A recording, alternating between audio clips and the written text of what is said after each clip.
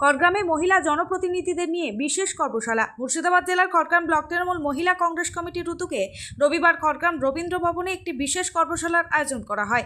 সর্বভারতীয় তৃণমূল কংগ্রেস নেত্রী মমতা বন্দ্যোপাধ্যায়ের অনুপ্রেরণায় আয়োজিত এই কর্মশালায় উপস্থিত ছিলেন ত্রিস্তরীয় পঞ্চায়েত নির্বাচিত মহিলা জনপ্রতিনিধিরা। কর্মশালায় প্রধান অতিথি হিসেবে উপস্থিত ছিলেন খড়গ্রাম বিধানসভার বিধায়ক আশিস মার্জিত।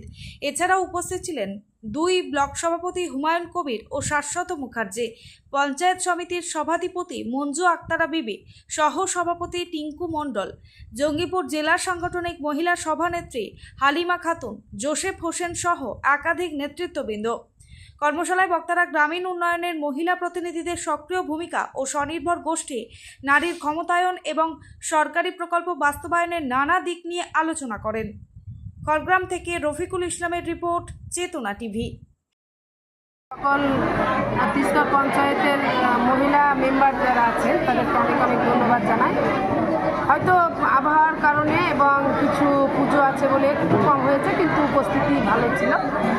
যাই হোক, পরবর্তীতে আরও ভালো হবে। কিন্তু আমরা চাইছি যে আমাদের যে মহিলা সংগঠন, তার সঙ্গে এই জনপ্রতিনিধি যারা মহিলা 50% সিট সংরক্ষিত আছে, যারা জিতে আছে, তারা একসঙ্গে মিলে আমাদের সংগঠনটাকে আরও মজবুত থেকে মজবুততর করব এবং যাতে সন্ত্রাসের দলরা এই পশ্চিমবঙ্গে 1 ইঞ্চি মাটি না পায়, তার জন্য আমরা মহিলা সংগঠন একত্রিত হয়ে সংগঠনটাকে আরও মজবুত করে আমরা দিদির হাতকে মজবুত করতে চাই এবং আবার চতুর্থবারের মতো আমরা দিদিকে আমরা পশ্চিমবঙ্গেকে দেখতে চাই। তাই আমাদের এই সন্ত্রাসের দলকে যদি হটাতে হয়, তো আমাদের মহিলা সংগঠনটাকে আরও স্ট্রং থেকে স্ট্রং করতে হবে।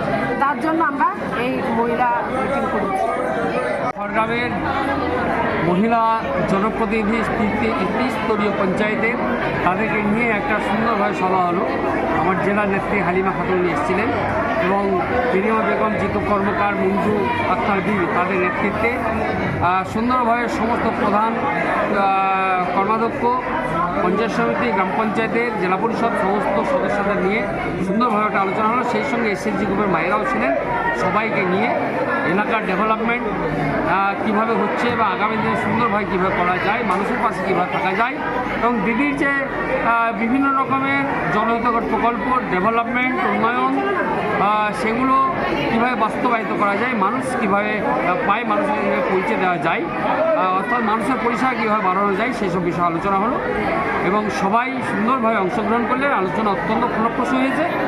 তাই এই ধরনের মাঝে মধ্যে সভা অবশ্যই প্রয়োজন আছে। এটা একটা কর্মশালা করা যায়, সুন্দর সবাই সমৃদ্ধ হলাম, আমরা সবাই আলোচনা করলাম এবং দিদির যে বিভিন্ন রকমের প্রকল্প, সেগুলোকে নিশ্চয়ই আগামী দিনে সুন্দরভাবে বাস্তবায়ন করে মানুষের পরিষেবা আরও বাড়িয়ে দেব এবং সেই সঙ্গে দলের সংগঠন অনেক বাড়বে। আগামী বিধানসভায় মমতা বন্দ্যোপাধ্যায়, অভিষেক বন্দ্যোপাধ্যায় যাকেই প্রার্থী করবেন, তিনি এই খড়গ্রাম থেকে ব্যাপক ভোটে জিতবেন।